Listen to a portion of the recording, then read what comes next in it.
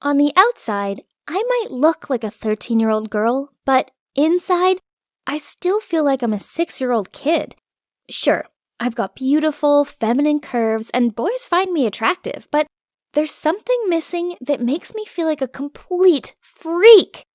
None of my friends are missing this thing. In fact, I remember the day that Abigail got hers. She was 11, and we didn't see her for about 3 days. It was like she just disappeared. We were so worried about her, so we went to her house. She was lying on the couch crying and told us she thought she was dying. She said she'd woken up 3 days ago and walked to the bathroom, and then she'd noticed the blood pouring out of her. She opened the bathroom door and there was a trail of blood from her room to where she was standing. For the rest of the morning, she stayed in the bathroom, flushing the toilet nonstop to try to hide the evidence that she was sick. Her parents started banging on the door, but she told them that she had some kind of stomach bug and couldn't go to school.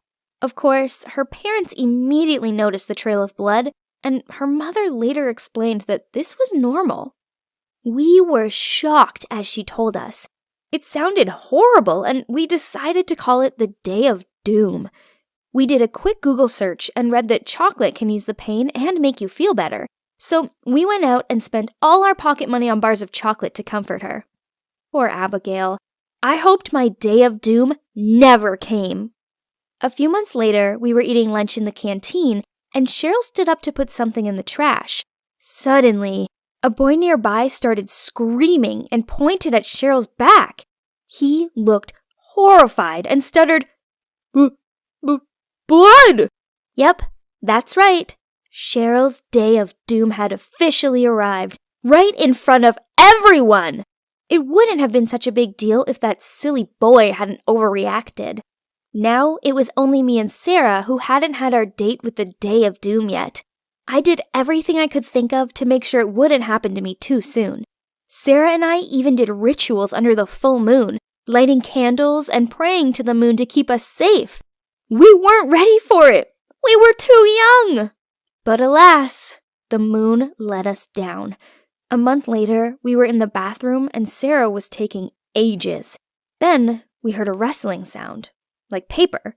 Then she came out of the bathroom and there was chocolate all over her lips. We all just laughed because she couldn't hide it from us. She joined the bleeding masses. So it was just me who was free from this torture, and yet I didn't feel lucky. Suddenly, I felt left out. My 3 best friends, my fellow drama queens, all had something I didn't. Every time they talked about it, I just sat there, silently. I had no idea what it felt like. Then, one day, they asked me if mine had come yet, and without even thinking, I nodded. I couldn't believe I was lying to my best friends. The next day, I filled my bag with sanitary towels, and then I knocked my bag off the table so everyone could see I had started my period. Every month, I lied to them and told them that it was that time of the month again. I got really good at faking the pain. Okay, so I might have been a bit dramatic, but hey, it worked. Once, I rolled around on the bed saying the pain was just too much, and my friends ran and got chocolate for me. I won't lie, I kind of felt guilty about all the chocolate bars I kept getting for free. The worst part was that Abigail bought a special diary and called it the Drama Queen Period Calendar, and she had the dates of everyone's periods in there.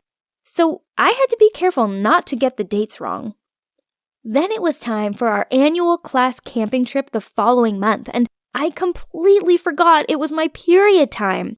I jumped right into the lake, and Sarah swam over to me and said it wasn't okay to just swim on your period.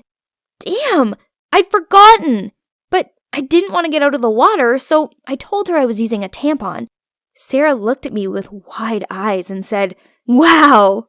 Then she swam over to the other girls and told them, and they all looked so impressed that I dared to do that. I stayed in the lake all day because it was such a sunny day, but then I really needed to use the toilet. I'd eaten so much at lunch and I was desperate, but I didn't want to get out. I thought maybe I could just fart and I'd feel a bit better. As soon as I did that though, I felt something warm coming out of my body. I couldn't believe it! Had my period just started for reals? I quickly swam to shore, grabbed my towel, and went to the toilet. Yuck! The bathroom smelled so gross. They mustn't have been cleaned in ages. But then I went to the toilet and took off my swimsuit and realized the smell was coming from me. I hadn't gotten my first period. Nope. I'd pooped myself. I felt so embarrassed and depressed for the rest of the day, but my friends just thought it was because I was on my period. Later that night, I was in my tent alone. I felt so ashamed and just wanted to hide. How could I have pooped myself? Was I sick or something? I was so deep in thought, I didn't even notice a shadow creeping into the tent. It was David, the boy I had a huge crush on. He sat next to me and said he just had known I liked him and that he liked me too. And then he kissed me. After a terrible day, that kiss felt like heaven. But then he started moving his hand down, and I told him to stop, but he wouldn't. So then a thought flashed through my mind, and I screamed at him, "I'm on my period!" And the miracle worked. He instantly swore at me and left. How could I have liked someone like him? What a horrible guy! After that, I told my friends the truth. We were all lying in the tent, and it felt like the right moment. They all understood and were super supportive and said I should feel lucky instead of impatient. Then they said there should be no secrets between us. I agreed, except for one secret. I mean, I wasn't exactly going to tell them that I pooped my pants that day, was I? Some things are better left unsaid.